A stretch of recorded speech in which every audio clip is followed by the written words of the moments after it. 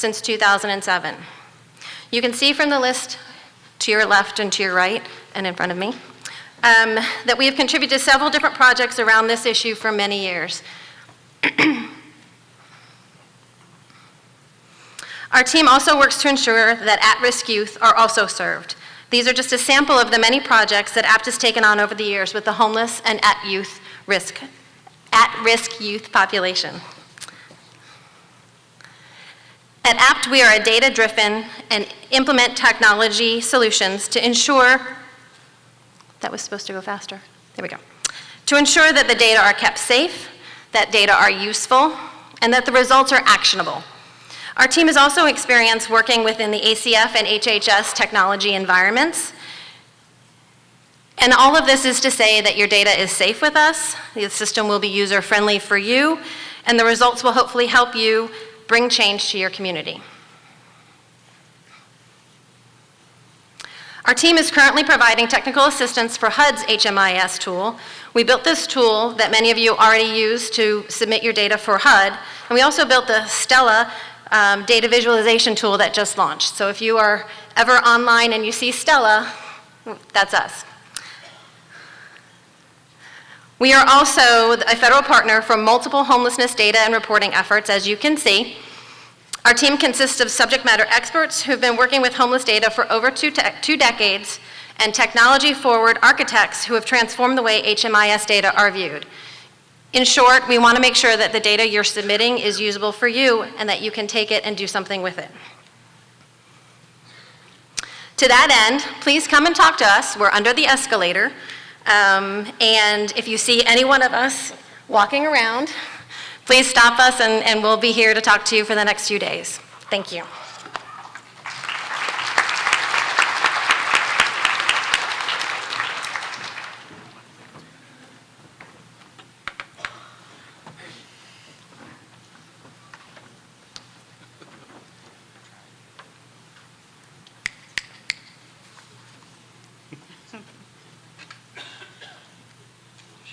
There we go.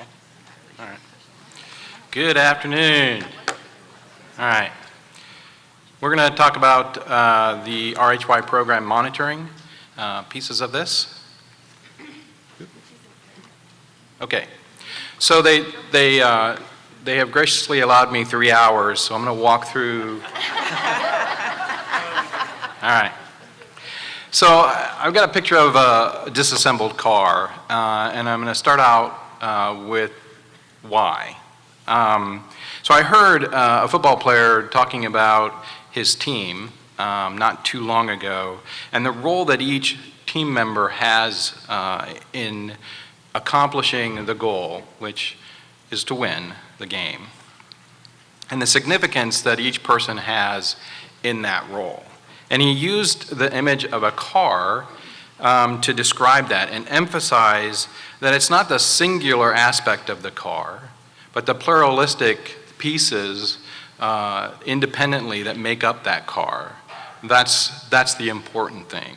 And he talked about how in order to accomplish the goal, move forward, whatever that may be, whatever your goal is, whatever the plan is, it's important to know the piece that you play and who else among you or around you are necessary to enable you to accomplish that, right? So he said very boldly, he said, if you're a wheel, then be the best wheel that you can be. Focus on that process, the aspect that you put and place on that car to get you forward. You can't do it without the wheel, but you also can't do it with many other pieces of that car. And so he said, if you're the engine, then be the fastest engine of that. If you're the frame, then be the strongest frame of that. And it was very impactful to me because we speak about that a lot within our organizations, right?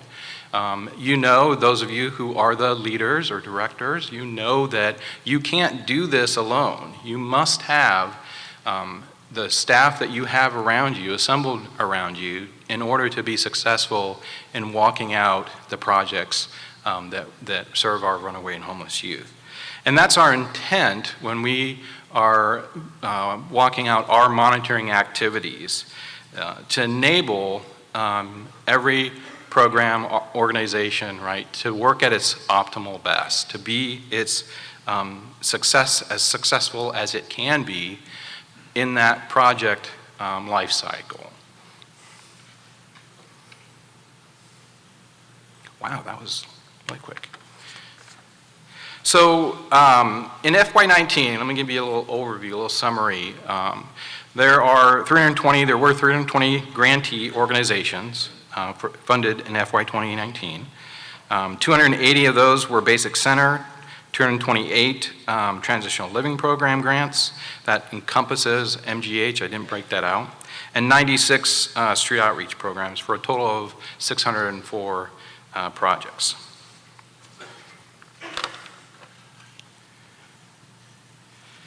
In all this year of 2019, we visited 63 organizations, the staff, the federal project officers, and monitored or reviewed 73 RHY projects.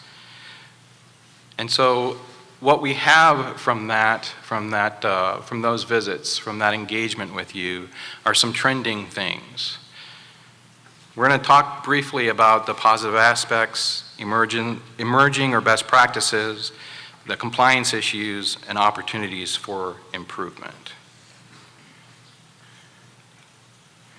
So organizationally, positive aspects and best practices, those are going to be those things that tend to be, from an organizational standpoint, really that ethos, right? The focus of mission, the staff, the strength of that staff, the passion, right?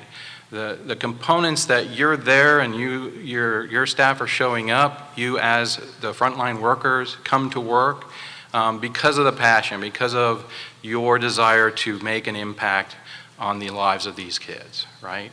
And that was really a common theme when we visited the organizations. That's probably not surprising to you, but it's necessary and it's important, so we highlight that.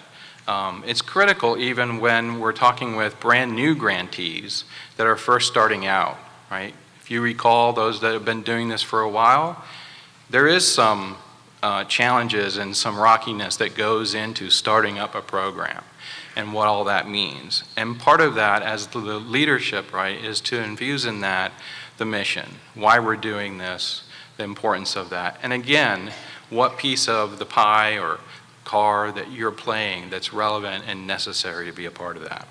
The linkages are important. Many programs that are highly connected within their communities, both with other nonprofits, with businesses, that help generate and promote the resources and services that you're providing. Programmatically, extensive trauma-informed wraparound services. That was a big highlight. Many of you are doing and are trauma-informed. You go through the training, but there's a little bit more of a up there, of being that trauma-informed focus, of having it wrap around within every context of what you're doing. And that's important. We need to live and breathe that in that context. And then engaging former RHY as mentors. Many I know that struggle with when a youth, depending upon how broad the programs are that you have, youth are coming in and going out, and you may have a 1% that you maintain connections with. But there were a few programs that we came across that really had a solid emphasis and strategy in connecting with former youth and bringing them back in to support their efforts and to promote that, right?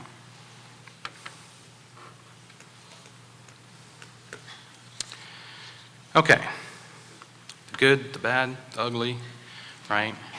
We want to continue to improve, and we look at this as from the standpoint that what we don't know, we don't know. And we also look at it from the context that when we look at your applications, when we go through that piece of it, of reviewing it prior to coming out or prior to the award, we're seeing it in black and white. But it's totally different when we come on site and we see what you're walking out in actuality. This also gives us this opportunity for our FPOs to really have a face-to-face